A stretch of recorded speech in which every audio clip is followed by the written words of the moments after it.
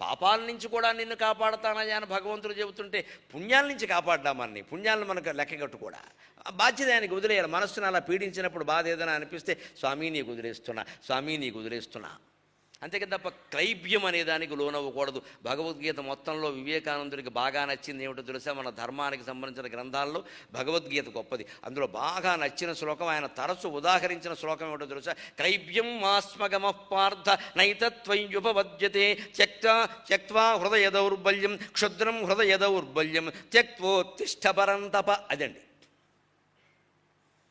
క్లైబ్యం మాస్మగమః పార్థ. క్లీబత్వం, చేతకాని వాళ్ళ ఉండకయ్యా, చేతకానితనం అనే దాన్ని మనస్సులోకి రానివ్వకయ్యా. అసలు నేను ఎందుకు పనికిరాను, నాకు చిన్నప్పటి నుంచి చదువు తక్కువ, తెలివితేటలు కూడా తక్కువ, ఏమిటో మా నాన్నకి ఇంతేట, మా మావయ్యకి అంతేట, అంటే ఉభయ వంశాలు ఇంతే. పోనీ మేనమామ నుంచేనా ఏం మంచి అలవాటు రావా? ఈ నీరసాన్ని ఎప్పుడు మనస్సులోకి రానివ్వకూడదు. ముఖ్యంగా యువతరానికి చెబుతున్న 40 ఏళ్ల లోపు వాళ్ళు ఈ నీరసం వచ్చిందంటే కుటుంబం మొత్తం చెడిపోయినట్టే లెక్క. ఏదైనా నేను మార్చుకుంటా, ఎన్ని దుర్వ్యసనాలున్నా నేను వదిలేస్తా, సంకల్ప బలంతో నిలబడతానని నిలబడాలంతే. నీ ప్రయత్నం నువ్వు చేయి, భగవంతుడు నీ వెనకాల ఉంటాడు. అదే చెప్పాడు, క్లైబ్యం మాస్మగమః పార్థ నైతత్వయుపపద్యతే. కృష్ణుడు చెప్పారు, అది నిజంగా నీలో లేదయ్యా, లేని దాన్ని తెచ్చిపెట్టుకుంటున్నావు నువ్వు అని ఆక్షేపణగా కృష్ణుడు మాట అంటాడు. ఏడాదేనయ్యా నీకు పేడితనం, ఇప్పుడు కూడా తెచ్చిపెట్టుకుంటున్నావు అనవసరంగా అన్నాడు. నర్తనశాలలో పేడివాడిగా ఉన్నాడు కదా, ఏడాది ఊర్వశి శాపం, అందువల్ల నీకు ఏడాది క్లిబత్వం ఉంటే ఇప్పుడు యుద్ధం చేయవలసిన చోట కూడా పేడితనం తెచ్చిపెట్టుకుంటావు ఏమిటా, ఇది ఎప్పుడో పోయింది కదా అని ఆయన వీరత్వాన్ని గుర్తు చేస్తే, అర్జునుడు ఎటువంటి యుద్ధం చేశాడో తెలియదా? అర్జునుడు లేకపోతే భారత యుద్ధంలో పాండవులు గెలిచేవారా? అలాగా అర్జునుడిని కృష్ణుడు ప్రోత్సహించినట్టుగా వివేకానందుడు జనానికి చెప్పింది ఏమిటి అంటే, టేక్ ది రెస్పాన్సిబిలిటీ అంటూ యువర్ షోల్డర్స్.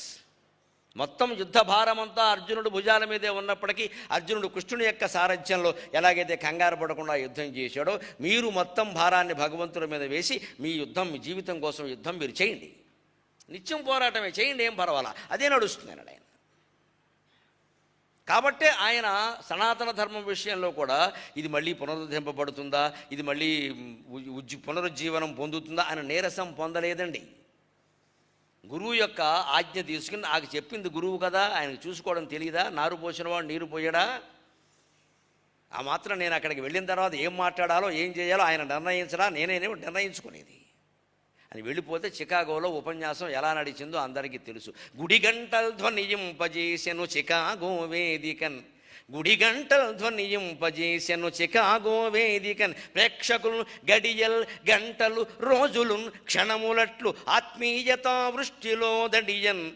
ప్రేక్షకులు గడియల్ గంటలు రోజులు క్షణములట్లు ఆత్మీయతా వృష్టిలో దడియన్. స్వామి వచో విలాసములు తత్వంబుల్ కథల్ గేయముల్, స్వామి వచో విలాసములు తత్వంబుల్ కథల్ గేయముల్. హడలెత్తించెను పశ్చిమావనిని, హడలెత్తించెను పశ్చిమావనియు ఆర్యావర్తమౌనోయనన్.